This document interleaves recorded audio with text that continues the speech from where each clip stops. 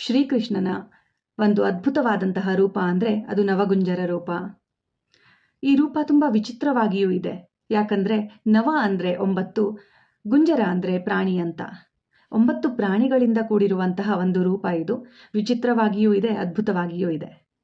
ಆದರೆ ಈ ಕಥೆಯ ಬಗ್ಗೆ ನಮ್ಮ ಮಹಾಭಾರತದಲ್ಲಿ ಎಲ್ಲೂ ಉಲ್ಲೇಖ ಮಾಡಿಲ್ಲ. ಒಡಿಸ್ಸಾದ ಮಹಾಭಾರತದಲ್ಲಿ ಈ ಕಥೆಯನ್ನು ತುಂಬ ಚೆನ್ನಾಗಿ ವರ್ಣಿಸಿದ್ದಾರೆ. ನಾನು ನಿಮಗೆ ಈ ಕಥೆಯನ್ನು ಶಾರ್ಟ್ ಆ್ಯಂಡ್ ಸ್ವೀಟ್ ಆಗಿ ಹೇಳೋದಕ್ಕೆ ಪ್ರಯತ್ನ ಮಾಡ್ತಾ ಇದ್ದೀನಿ. ಹೇಗೆ ಭಗವಂತನ ಎಲ್ಲ ರೂಪದ ಹಿಂದೆ ಏನಾದರೂ ಒಂದು ಒಳ್ಳೆಯ ಉದ್ದೇಶ ಇದ್ದೇ ಇರುತ್ತೋ, ಈ ರೂಪದ ಹಿಂದೆ ಕೂಡ ತುಂಬ ಅದ್ಭುತವಾದಂತಹ ಉದ್ದೇಶ ಇದೆ, ಸಂದೇಶ ಕೂಡ ಇದೆ. ಒಂದ್ಸಲ ಅರ್ಜುನ ಮಣಿಭದ್ರ ಎನ್ನುವಂತಹ ಪರ್ವತ ಪ್ರದೇಶದಲ್ಲಿ ಧ್ಯಾನ ಮಾಡ್ತಾ ಇರ್ತಾನೆ. ಸಡನ್ ಆಗಿ ಭೂಮಿ ಅಲ್ಲಾಡುತ್ತೆ. ತಕ್ಷಣ ತನ್ನ ಧನುಷ್ಯವನ್ನ ಎತ್ಕೊಂಡು ಕಣ್ಬಿಟ್ಟು ನೋಡಿದ್ರೆ ಮುಂದೆ ಒಂದು ಅದ್ಭುತವಾದಂತಹ ವಿಚಿತ್ರವಾದಂತಹ ಜೀವವನ್ನ ನೋಡ್ತಾನೆ. ಆ ಜೀವ ಬಹಳಷ್ಟು ಬಣ್ಣಗಳಿಂದ ತುಂಬಿರುತ್ತೆ ಮತ್ತೆ ಹೊಳಿತಾನೂ ಇರುತ್ತೆ. ಯಾಕೆ ಭಗವಂತ ಈ 9 ಜೀವಗಳನ್ನೇ ಇಲ್ಲಿ ಆಯ್ಕೆ ಮಾಡಿದ್ದು ಈ ರೂಪಕ್ಕೋಸ್ಕರ ಅನ್ನೋದನ್ನ ಇಲ್ಲಿ ತುಂಬಾ ಚೆನ್ನಾಗಿ ವರ್ಣಿಸಿದ್ದಾರೆ. ಆ ಪ್ರಾಣಿಯ ತಲೆ ಕೋಳಿಯ ತಲೆಯಾಗಿತ್ತು. ಪ್ರತಿದಿನ ಹೊಸ ಆರಂಭವನ್ನ ತರುವಂತಹ ಪ್ರತೀಕವನ್ನ ಸೂಚಿಸ್ತಾ ಇತ್ತು. ಮತ್ತೆ ಆ ಪ್ರಾಣಿಯ ಕತ್ತು ನವಿಲಿನ ಕತ್ತಾಗಿತ್ತು. ಅಂದ್ರೆ ಸೌಂದರ್ಯ ಮತ್ತೆ ಅಹಂಕಾರವನ್ನ ಹೇಗೆ ಬ್ಯಾಲೆನ್ಸ್ ಮಾಡೋದು ಅನ್ನೋದನ್ನ ಕಲಿಸ್ತಾ ಇತ್ತು. ಮತ್ತೆ ಬೆನ್ನು ಗೂಳಿಯ ಬೆನ್ನಾಗಿತ್ತು. ಏನನ್ನಾದ್ರೂ ಎಷ್ಟೇ ಆದ್ರೂ ಧೈರ್ಯದಿಂದ ಹೊರಬಲ್ಲೆ ಅನ್ನೋದನ್ನ ಸೂಚಿಸ್ತಾ ಇತ್ತು. ಮತ್ತೆ ಸೊಂಟ ಸಿಂಹದ ಸೊಂಟವಾಗಿತ್ತು. ಧರ್ಮದ ದೃಢತೆಯಲ್ಲಿ ಹೇಗೆ ಇರೋದು ಅನ್ನೋದನ್ನ ಸೂಚಿಸ್ತಾ ಇತ್ತು. ಅಂದ್ರೆ ದೃಢವಾದಂತಹ ದಾರಿಯನ್ನ ತೋರಿಸುವಂತಹದ್ದು.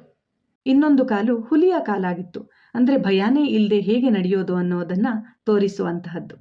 3ನೆಯ ಕಾಲು ಜಿಂಕೆಯ ಕಾಲು, ಎಚ್ಚರಿಕೆಯಿಂದ ಹೆಜ್ಜೆಯನ್ನ ಇಡುವಂತಹದ್ದು. 4ನೆಯ ಕಾಲು ಮನುಷ್ಯನ ಕಾಲಾಗಿತ್ತು. ಹೇಗೆ ವಿವೇಕದಿಂದ ನಿರ್ಣಯವನ್ನ ತಗೊಳ್ಳೋದು ಅನ್ನೋದನ್ನ ಸೂಚಿಸ್ತಾ ಇತ್ತು. ಇದರ ಬಾಲ ಹಾವಿನ ಬಾಲ ಆಗಿರುತ್ತೆ. ಅಂದ್ರೆ ಇದು ರೂಪಾಂತರ ಮತ್ತೆ ಜೀವನದ ಚಕ್ರೀಯ ಸ್ವರೂಪವನ್ನ ಸೂಚಿಸುತ್ತೆ. ಒಂದು ಕೈಯಲ್ಲಿ ಕಮಲ, ಕೆಸರಿನಲ್ಲಿದ್ದು ಕೂಡ ಹೇಗೆ ನಿರ್ಮಲವಾಗಿ ಬದುಕೋದು ಅನ್ನೋದನ್ನ ಸೂಚಿಸ್ತಾ ಇತ್ತು. ಅಷ್ಟರಲ್ಲೇ ಆ ಪ್ರಾಣಿ ಇನ್ನೊಂದು ಕೈಯನ್ನ ಎತ್ತಿ ಅಭಯ ಮುದ್ರವನ್ನ ತೋರಿಸಿ ನಿರ್ಭಯತೆಯನ್ನ ಸೂಚಿಸ್ತಾ ಇತ್ತು. ಅದನ್ನೆಲ್ಲ ಸ್ಪಷ್ಟವಾಗಿ ನೋಡಿ ಅರ್ಜುನ ತಿಳಿತಾನೆ, ಇದು ಬೇರೆ ಯಾರೂ ಇರ್ಲಿಕ್ಕೆ ಸಾಧ್ಯ ಇಲ್ಲ, ಈ ಜೀವ ನನ್ನ ಶ್ರೀಕೃಷ್ಣ ಅಂತ. ಅಷ್ಟರಲ್ಲೇ ತನ್ನ ಕೈಯಲ್ಲಿರುವಂತಹ ಧನುಷ್ಯವನ್ನ ಕೆಳಗಡೆ ಇಟ್ಟು ಭಗವಂತನಿಗೆ ಸಾಷ್ಟಾಂಗ ನಮಸ್ಕಾರವನ್ನ ಮಾಡ್ತಾನೆ. ಇಲ್ಲಿ ಶ್ರೀಕೃಷ್ಣ ಅರ್ಜುನನಿಗೆ ಹೇಳಲಿಕ್ಕೆ ಬಂದದ್ದೇನೆಂದ್ರೆ, ಪ್ರಪಂಚವನ್ನ ಪವಿತ್ರ ಮತ್ತೆ ಅಪವಿತ್ರವಾಗಿ ಹಂಚುವ ಅವಶ್ಯಕತೆ ಇಲ್ಲ. ಯಾಕಂದ್ರೆ ಪರಮಾತ್ಮ ಒಂದು ಜೀವಕ್ಕೆ ಸೀಮಿತನಲ್ಲ, ಅವನು ಪ್ರತಿ ರೂಪ ಘಟನೆ ಮತ್ತು ಜೀವದಲ್ಲೂ ಕೂಡ ನೆಲೆಸಿದ್ದಾನೆ ಅಂತ. ಸೊ ಇಲ್ಲಿ ನಾವು ತಿಳ್ಕೊಳ್ಬೇಕಾಗಿರೋದೇನೆಂದ್ರೆ, ಈ ಸಂದೇಶ ಬರೀ ಅರ್ಜುನನಿಗಷ್ಟೇ ಅಲ್ಲ, ನಮಗೂ ಕೂಡ ಅನ್ವಯಿಸುತ್ತೆ ಸ್ನೇಹಿತರೆ. ಕೆಲವೊಂದು ಸಲ ಜೀವನ ನಮಗೆ ವಿಚಿತ್ರವಾದಂತಹ, ಕಷ್ಟಕರವಾದಂತಹ, ಗೊಂದಲಮಯವಾದಂತಹ ರೂಪವನ್ನ ತೋರಿಸ್ಬಿಡತ್ತೆ. ಅದು ಸಮಟೈಮ್ಸ್ ಸುಖಕರವಾಗಿಯೂ ಇರುತ್ತೆ, ದುಃಖಕರವಾಗಿಯೂ ಇರುತ್ತೆ. ಆದರೆ ನಾವು ಹೆದರ್ಕೊಳ್ಬಾರ್ದು. ಹೇಗೆ ಅರ್ಜುನ ಆ ಜೀವದಲ್ಲಿ ಕೃಷ್ಣನನ್ನ ಹುಡುಕ್ತಾನೋ, ನಾವು ಕೂಡ ಅದರಲ್ಲಿ ಭಗವಂತನನ್ನ ಹುಡುಕುವಂತಹ ಪ್ರಯತ್ನವನ್ನ ಮಾಡಬೇಕು.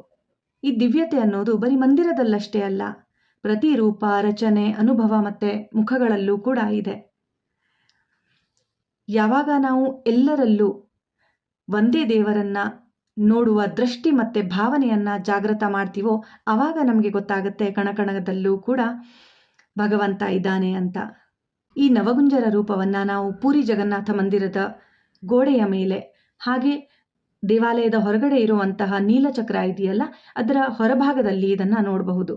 8 ನವಗುಂಜರವನ್ನ ಈ ಚಕ್ರದ ಹೊರಗಿನ ಭಾಗದಲ್ಲಿ ಕೆತ್ತಲಾಗಿದೆ. ಯಾಕೆ 8 ನವಗುಂಜರವನ್ನೇ ಕೆತ್ತಲಾಗಿದೆ ಅಂತ ಅಂದ್ರೆ, ಇಲ್ಲೂ ಕೂಡ ಭಗವಂತ ಒಂದು ಸೂಚನೆಯನ್ನ ಕೊಡ್ತಾ ಇದ್ದಾನೆ. ನನ್ನ ದಿವ್ಯತೆ 8 ದಿಕ್ಕುಗಳಲ್ಲೂ ಕೂಡ ಹರಡಿದೆ ಅಂತ.